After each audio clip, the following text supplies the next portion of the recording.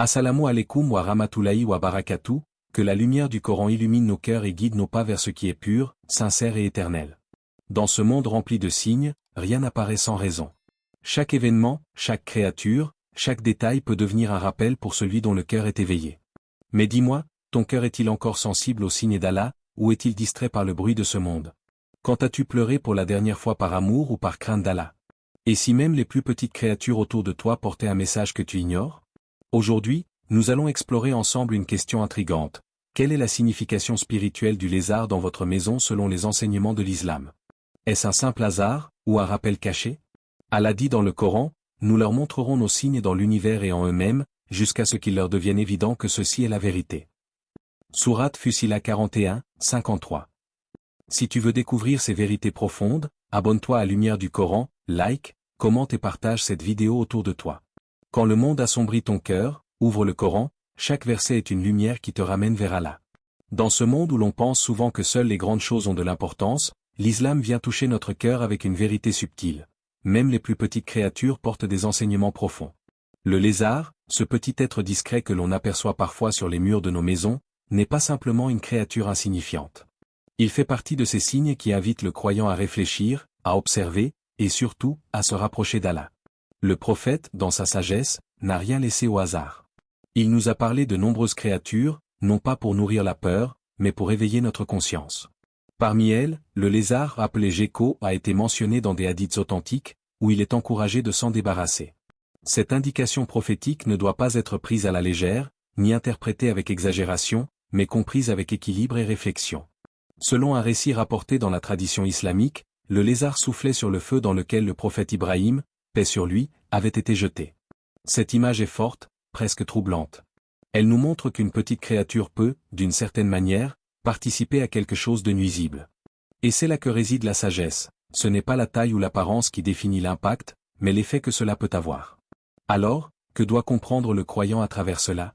Que dans la vie, certaines choses semblent insignifiantes, mais peuvent influencer notre cœur, notre foi, notre environnement. Le lézard devient alors un symbole discret d'une réalité plus grande. Il existe des influences négatives, parfois invisibles, parfois ignorées, qui peuvent s'introduire dans notre quotidien sans que l'on s'en rende compte. Mais attention, l'islam ne nous enseigne pas la superstition. Il ne s'agit pas de croire que la présence d'un lézard dans une maison est un mauvais présage ou un signe mystique caché. Non. L'islam est une religion de clarté, de raison et de tawhid. Ce que cette situation nous enseigne, c'est plutôt une attitude intérieure, la vigilance. La vigilance face à ce qui entre dans nos maisons, mais surtout dans nos cœurs. Car de la même manière qu'un petit animal peut s'infiltrer dans un coin de mur, des pensées, des habitudes ou des influences peuvent s'installer dans notre vie sans que l'on y prête attention. Une parole négligée, une mauvaise fréquentation, une distraction constante, tout cela peut, petit à petit, éloigner le cœur de la lumière d'Allah. Et c'est là que le rappel devient puissant. Lorsque tu vois un lézard, ne te limite pas à le chasser. Pose-toi cette question sincère. Qu'est-ce qui, dans ma vie, agit comme ce lézard? Qu'est-ce qui, discrètement, nuit à ma relation avec Allah? Est-ce une négligence dans la prière? Un attachement excessif à ce monde? Une habitude que je sais mauvaise mais que je laisse entrer malgré tout? Le croyant sincère transforme chaque situation en opportunité de retour vers Allah. Il ne voit pas seulement avec ses yeux, mais avec son cœur. Et dans cette perspective, même une créature comme le lézard devient un rappel silencieux, un appel à purifier, à corriger, à revenir. Car au final, la vraie sagesse n'est pas dans ce que tu vois, mais dans ce que tu comprends.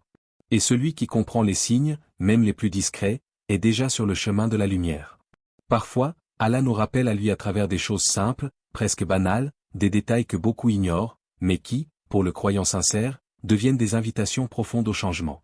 La présence d'un lézard dans ta maison peut sembler insignifiante aux yeux du monde, mais pour un cœur éveillé, elle peut devenir un miroir. Un miroir qui te pousse à te poser des questions que tu étais peut-être. Car en islam, la purification ne se limite pas à ce que l'on voit. Elle va bien au-delà du nettoyage des murs, des sols ou des objets. Elle touche l'invisible. Elle touche le cœur. Elle touche l'âme. Oui, un lézard peut être là simplement parce qu'il cherche la chaleur, un abri, un coin tranquille, mais pourquoi ne pas transformer ce moment en réflexion? Pourquoi ne pas faire une pause sincère avec toi-même? Regarde autour de toi, puis regarde en toi. Ta maison est-elle un lieu de rappel d'Allah, ou un lieu d'insouciance? Entends-tu le Coran résonner dans tes murs, ou seulement le bruit du monde? Tes pièces sont-elles éclairées par la prière, ou plongées dans la négligence? Le prophète nous a enseigné que certaines maisons sont remplies de lumière, tandis que d'autres deviennent sombres, non pas par manque d'électricité, mais par absence de rappel d'Allah. Une maison dans laquelle le Coran est récité devient paisible. Les anges s'y rapprochent. La baraka s'y installe. Et les troubles s'en éloignent. Mais une maison où Allah est oublié, devient lourde. Silencieuse d'une manière étrange. Vide, même lorsqu'elle est pleine. Alors, ce lézard que tu vois n'est peut-être qu'un détail, mais il peut réveiller une grande réalité. Quand as-tu récité le Coran pour la dernière fois chez toi? Quand as-tu prié avec présence, avec sincérité, dans ce même espace où tu vis chaque jour? La purification commence par des gestes simples. Ouvrir le Coran. Prononcer Bismillah en entrant chez soi. Faire résonner les invocations du matin et du soir. Éteindre ce qui distrait, et allumer ce qui rapproche d'Allah. Mais la purification la plus importante, c'est celle du cœur. Car à quoi sert une maison propre si le cœur est rempli de rancune, d'orgueil ou de négligence? À quoi sert un espace ordonné si l'âme est désorientée? Le cœur est comme une demeure. S'il est rempli de lumière, tout devient clair. S'il est envahi par l'insouciance, même les plus belles choses perdent leur valeur. Alors pose-toi cette question, sincèrement, qu'y a-t-il dans ton cœur en ce moment? De la paix, ou de l'agitation? De la foi, ou de la distraction? De la lumière, ou de l'ombre? Le croyant ne laisse pas ces questions sans réponse. Il agit. Il purifie. Il revient. Il demande pardon à Allah. Il nettoie ses intentions. Il abandonne ce qui l'éloigne, et se rapproche de ce qui le rapproche. Et soudain, tout change. La maison devient plus douce. L'air devient plus léger. Le cœur devient plus apaisé. Ce n'est pas le lézard qui a changé ta vie, c'est le rappel qu'il a déclenché en toi. Car chaque signe, même discret, peut devenir une porte vers Allah, pour celui qui choisit de ne pas détourner le regard. Il y a une frontière très fine entre la réflexion spirituelle et la superstition. Une frontière que beaucoup franchissent sans même s'en rendre compte. Et pourtant, l'islam est venu justement pour libérer l'homme de la peur irrationnelle, pour l'ancrer dans une foi claire, pure et éclairée. Lorsque tu vois un lézard dans ta maison, ton cœur peut réagir de différentes façons. Certains ressentent une peur immédiate, d'autres imaginent des significations cachées, des présages, des messages mystérieux. Mais pose-toi un instant. Respire. Et rappelle-toi, l'islam n'est pas une religion basée sur les suppositions ou les signes inventés. C'est une religion de vérité, de preuve et d'équilibre.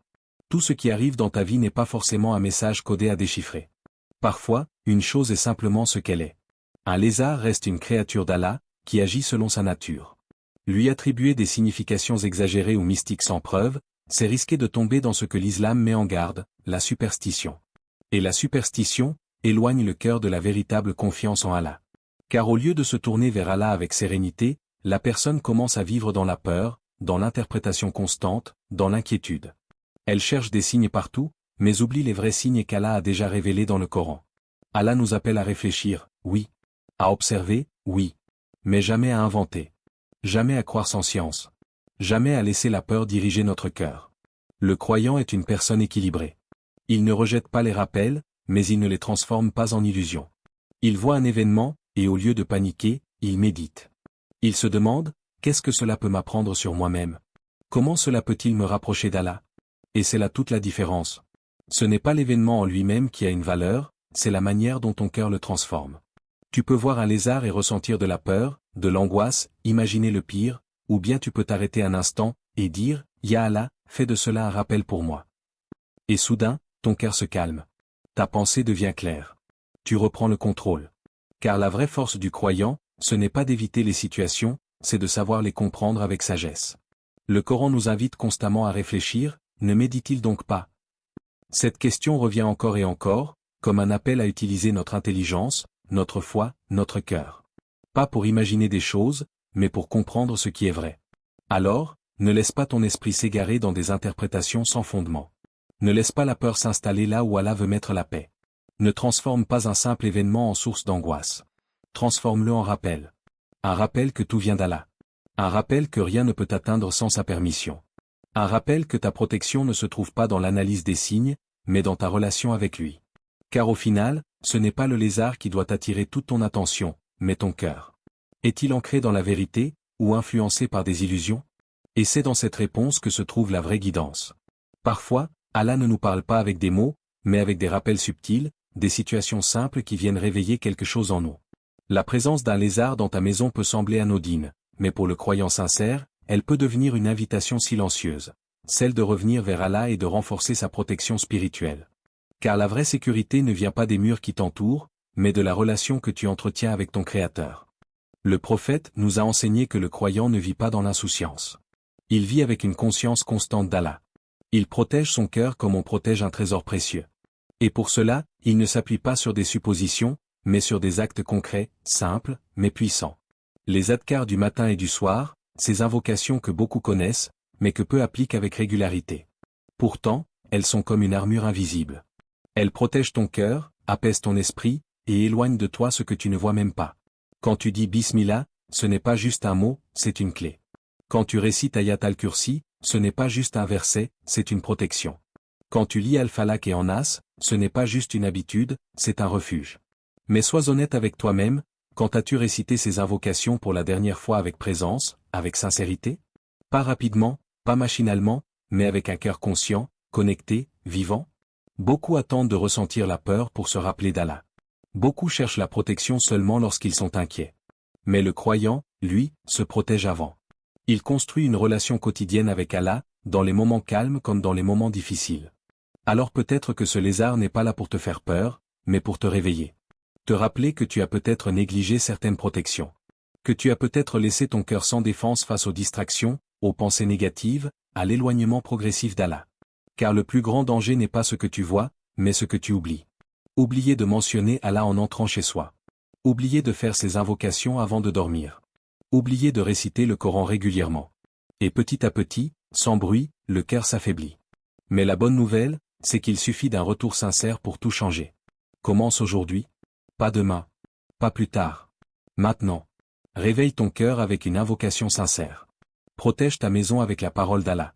Fais entrer la lumière là où il y avait de l'insouciance. Et tu verras, une paix que rien d'autre ne peut donner. Car la protection d'Allah n'est pas visible, mais elle est réelle. Elle t'entoure, elle t'accompagne, elle te préserve. Et à ce moment-là, tu comprendras une vérité profonde. Ce n'est pas le lézard qui devait attirer ton attention. C'était ton lien avec Allah. Et chaque rappel, même discret, même inattendu, est en réalité une miséricorde d'Allah qui te dit « Reviens vers moi ».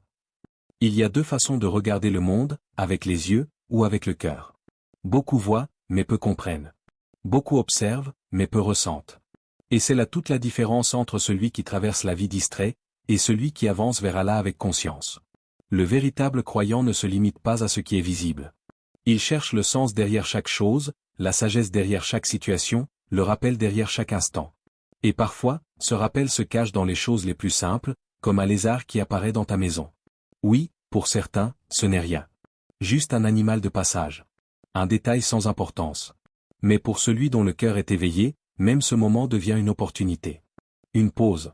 Une invitation silencieuse à réfléchir. Car tout dans ce monde peut devenir un rappel, si ton cœur est vivant. Le lézard n'est peut-être qu'une créature, mais ce qu'il déclenche en toi peut être immense.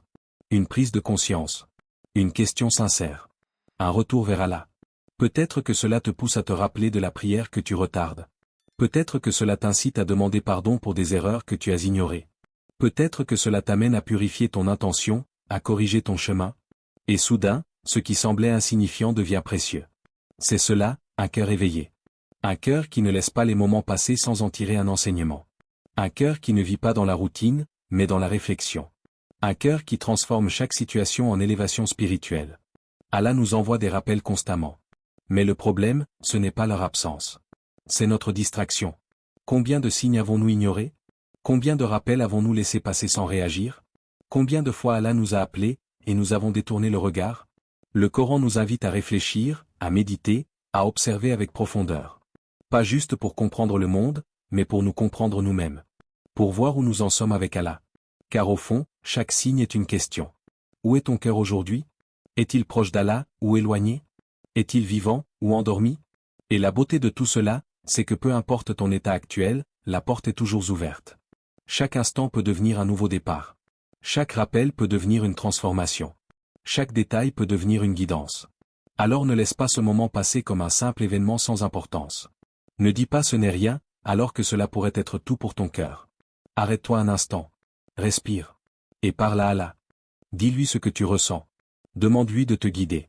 Demande-lui d'ouvrir ton cœur, de le purifier, de le rapprocher de lui. Car un cœur éveillé, est un cœur qui répond. Un cœur qui ne fuit pas les rappels, mais les accueille. Un cœur qui ne cherche pas à ignorer, mais à comprendre. Un cœur qui ne se contente pas de vivre, mais qui cherche à se rapprocher d'Allah à chaque instant. Et à partir de ce moment-là, ta vie change. Tu ne vois plus les choses de la même manière. Tu ne vis plus les événements comme avant. Tout devient une opportunité de te rapprocher d'Allah. Même les plus petites choses. Même un simple lézard. Car lorsque ton cœur est éveillé, chaque instant devient une porte vers la guidance. Finalement, la présence d'un lézard dans ta maison n'est pas un mystère à craindre, mais une réalité à comprendre avec foi et sagesse. L'islam ne nous enseigne pas la peur des créatures, mais la conscience d'Allah dans chaque situation. Ce que tu vois autour de toi peut être banal pour certains, mais pour le croyant, c'est une occasion de se rapprocher d'Allah, de purifier son cœur et de renforcer sa foi. Souviens-toi, ce n'est pas le lézard qui est important, mais ce qu'il réveille en toi. Est-ce qu'il te pousse à te rappeler d'Allah? À améliorer ton environnement? À revenir vers la prière? Alors, dans ce cas, même cette petite créature devient une miséricorde déguisée. Abonne-toi dès maintenant à Lumière du Coran, partage cette vidéo avec ceux que tu aimes, et sois une source de lumière dans ce monde parfois obscur. Merci d'avoir ouvert ton cœur à cette parole. Que la paix d'Allah t'accompagne, où que tu sois, et qu'il illumine ton chemin. Allah dit, en vérité, c'est par le rappel d'Allah que les cœurs se tranquillisent. Sourate Ar-Ra'd 13h28. Que ton cœur trouve cette paix, que ton âme se rapproche de son Créateur, et que chaque signe dans ta vie devienne une guidance. Amma.